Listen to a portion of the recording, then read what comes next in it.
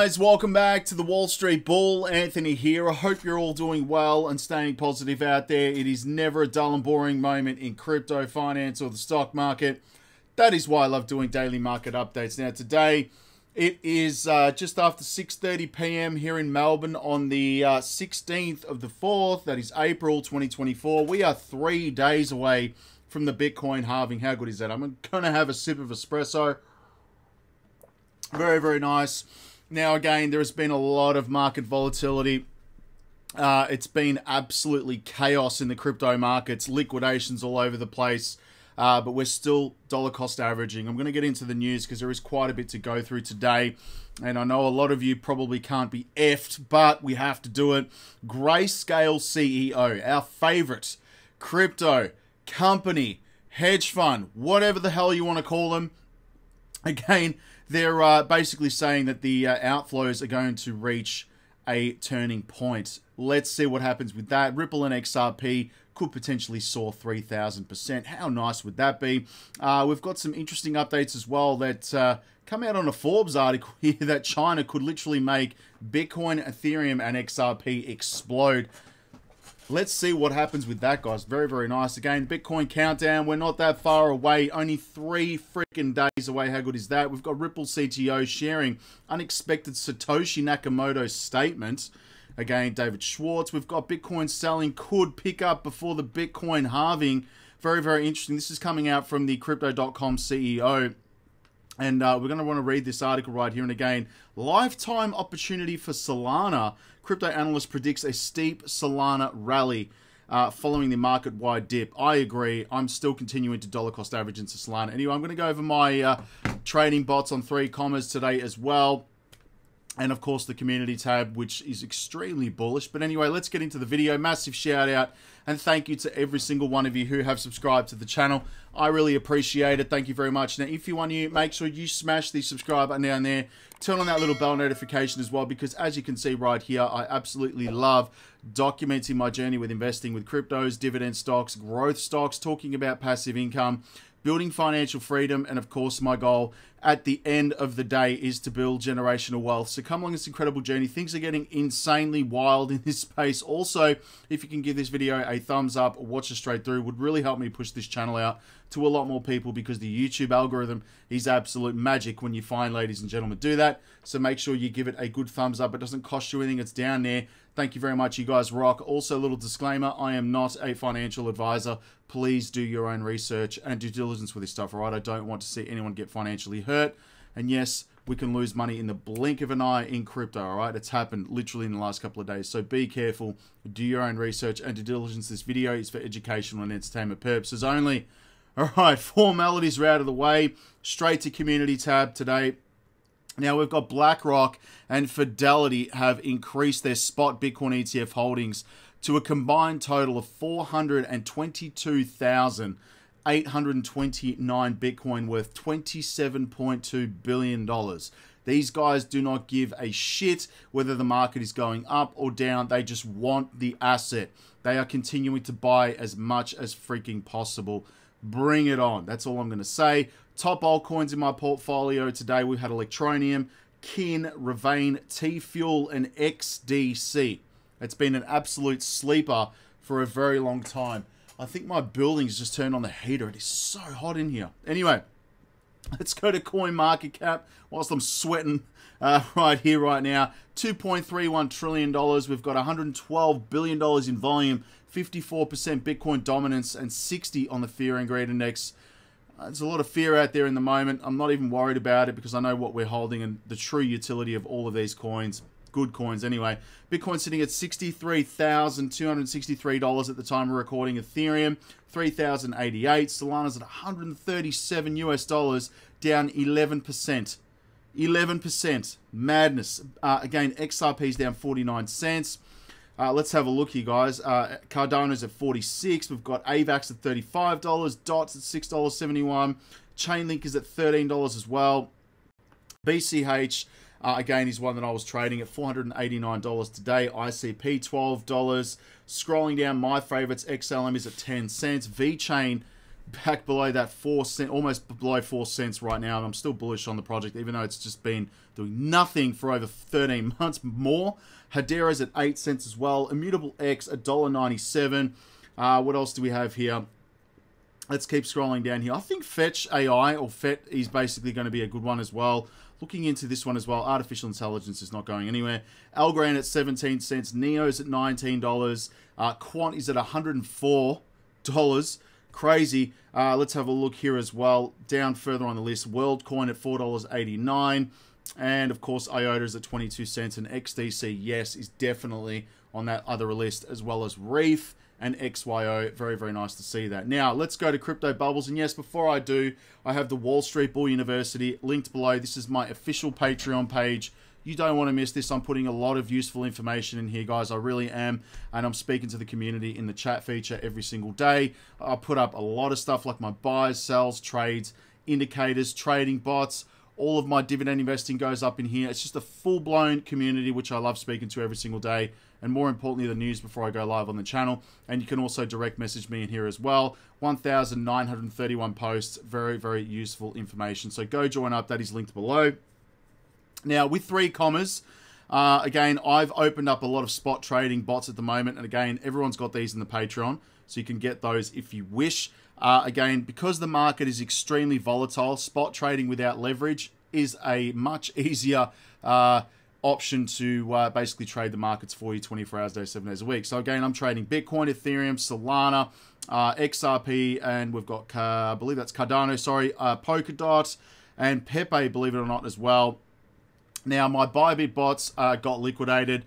This is just part of the game, unfortunately. When you have a market crash and, you know, again, Grayscale selling off billions of dollars worth of Bitcoin, it's inevitable that this is going to happen. So I do have the spot trading bots set up with 3 commas on OKX.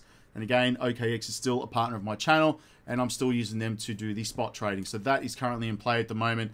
And when the market becomes a little bit more stable, I'm going to turn my leverage bots back on and just go completely crazy with it on Bybit. That's what I'm going to do. Anyway, that's all in the Wall Street Bull University. Go join up to that. Quick look at Crypto Bubbles today. It's a sea of red. Literally a sea of red. There are dollar cost averaging opportunities everywhere. I'm not going to go through all of them, but Solana is down 11% today, 22 on the week and 25% on the month. It is still up 450% this year. Literally 450% at $136. Absolutely bullish. Just going to have a sip of water, guys, but XLM as well. An absolute gem right here at 10 cents. Still up 3.6% this year as well. 10 cents. There are buying opportunities. People will be kicking themselves, mark my words, kicking themselves. They didn't dollar cost average, right? Quant is at 104. It's still down all time this year, basically 11%. I'm still bullish on that as well. Hedera, 19% still up this year at 7 cents. These are the opportunities when people should be dollar cost averaging. I'm not giving you financial advice. When the market is fearful and red, like it is right now, this is the ideal time. Not when it's up here, when it's down here. People need to understand it's a bit hard for people to get it, right? Anyway, this is the most annoying, again, news article, but Grayscale CEO sees Bitcoin ETF outflows reaching equilibrium. We'll wait and see about that one as well, but maybe reaching an equilibrium after months of investors selling, right? And Michael Sonneson, right, he's CEO of crypto asset manager Grayscale investment firm, told Reuters on the latest episode of Inside ETFs. And I'll be very fascinated to see where this is going to go. But Grayscale has battled to retain dominance of the Bitcoin exchange traded fund market since rival offerings of 9 other issuers emerged in January. And the US SEC again approved the launch back in the 11th of January. The total outflows for Grayscale's Bitcoin trust in the last 3 months has topped $15 billion. Unbelievable right here. And again, their assets under management have dipped only slightly under $23.13 billion. That is literally all the Bitcoin that I think it's Fidelity and BlackRock have in Bitcoin. Crazy. Now, again, moving on to the news quickly, but let's go to XRP news. Now, again, could see an upward movement of 3,000%. Let's see what happens with this. I'm extremely bullish, but we have an analyst, XRP Crypto. If you haven't followed them, go follow them on X because it's incredible right here. But XRP is poised for gains between 1,000 and 3,000%. And he posted a chart on X predicts the trajectory since 2017 is engulfed in a symmetrical triangle. And as per the analyst, they accurately predicted the range of it in which XRP might trade in the first quarter of this year. And this is interesting right here. Further, the chart suggests that if successful, breaking above the triangle pattern could lead XRP prices to above $10 or even $20. I don't care what anyone says. I love doing it. I'm just having fun with it. Calm down. People go freaking crazy with this, and my phone goes bananas for the like 2 or 3 days after I post these videos. But $10 to $22. Let me know in the comments where you believe this is going to go, because I know in my world where this may go. All right, I've done my analysis on this project. I know the full utility of it. I know what I hold. If you don't know what you hold, then you need to educate yourself on that. All right. Anyway. Moving on to other news. Again, Forbes publishing an article right here. Shock leak reveals China could be about to blow up the price of Bitcoin, Ethereum, and XRP. And wouldn't that be freaking nice? It really would. And now, I'm not going to go through everything right here because these Forbes articles tend to have so many freaking ads. But Becerra Capital and Harvest Global have announced they have been approved to list their Bitcoin and Ethereum ETFs in Hong Kong. And this is interesting, but there has not been an announcement from the SFC, however, and some social media posts of the financial giants have since been deleted. Interesting, right? So, I just want to point out that I did see on my cleanness here every freaking time I record. It's unbelievable. It's always crazy. There's always noise. But anyway, look, I was watching on CNBC last night whilst I was in the gym. And Hong Kong literally has, per capita, more billionaires than any other place on the planet. And you're telling me that they're not going to be buying this asset right here, Bitcoin. So we've got the Bitcoin halving. It's 3 days away, 16 hours and 6 minutes.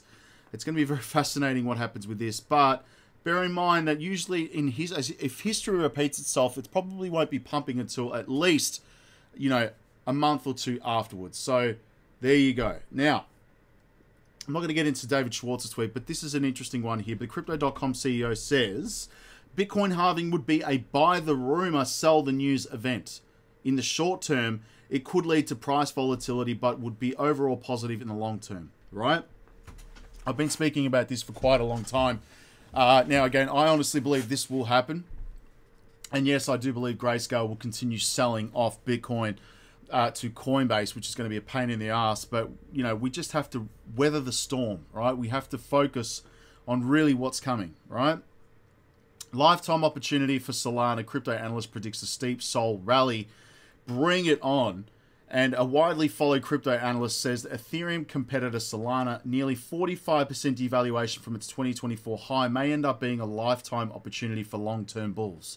Are you a long-term bull? Let me know in the comments. And moving on right here. Based on the trader's chart, he initially predicted that Sol would drop to $115, which it did on Saturday before reversing and rallying towards the upside target.